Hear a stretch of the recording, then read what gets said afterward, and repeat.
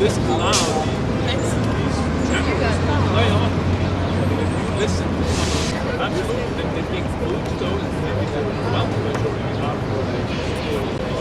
well, I think that's a it's not obvious. It's not. So, Mohammed, what do you hear about what's going on in Egypt? So we are very distraught and discouraged, especially in the last week, after the killing and massacring of hundreds of people in Egypt and injuring thousands and arresting thousands and other unlawful practices that was practiced by the Egyptian generals in Egypt. And do you have family still in Egypt? I do. My parents are there and a couple of sisters are still there, yes. The government claims it's going after terrorists. Unfortunately, that claim would be very hard in 2013 since most of the people, including us here in the United States, get our news through the social media and the different channels. So that claim was not clear because not true and false. For many reasons, I think it's actually sometimes it's ridiculous to go through these reasons, but the supporters and the Egyptian people in the streets were peaceful demonstrators. They had a political point of view, whether you agree with or not. They were not antagonizing anyone. They were not using force. There is no evidence until this moment that they used any weapons. They are pro-democracy. They wanted us to go back to the ballots that they used their freedom to use a year ago. So there's no evidence that they are terrorists. I think it's a claim, a well-known claim in the last 10 years, in the last decade, through worldwide, that the only way you suppress your oppressors by putting the terrorist flag on them, and then you just bomb them, unfortunately. And the numbers are huge. We're not talking about 100 people. We're talking about tens of thousands in the streets. True. Especially today, after the killing of hundreds, a lot of people from even those who were opposite to President Morsi, they went to the streets. So there are at least hundreds of thousands in different cities of Egypt. I wanted to get into that a little bit more.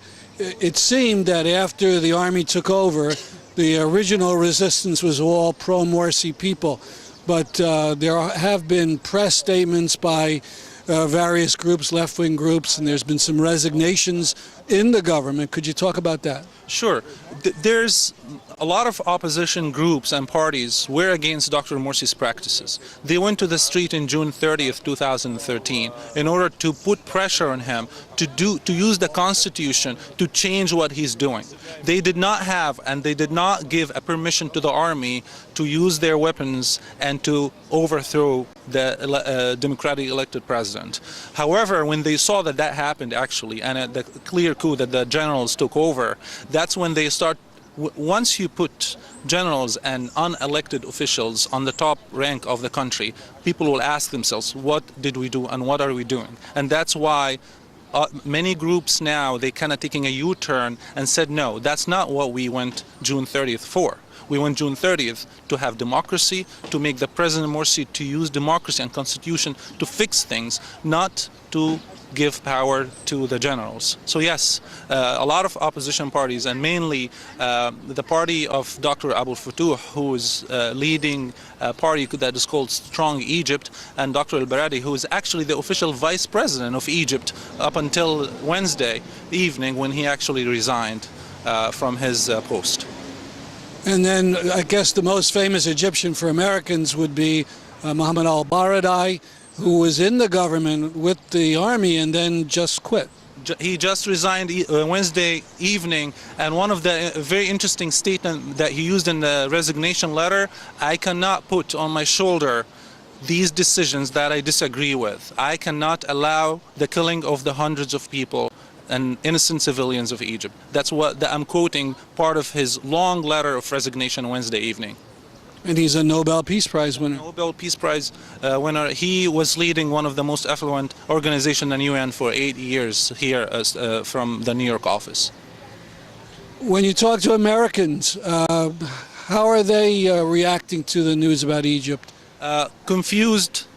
You mean Egyptian Americans? No, I meant fellow Americans. Obviously, there is some. I can say some confusion sometimes. They did see the opposition growing against Dr. Morsi, but once you see dead bodies lined up in hallways of hospitals and burned bodies, most of the people empathize and sympathize with the victim as usual. So most of the Americans getting their information from the news media, and I think they are, especially in the last week, sympathizing with the victims of Egypt and the people of Egypt against the coup. Thank you very much. Absolutely. Thank you very much for having me.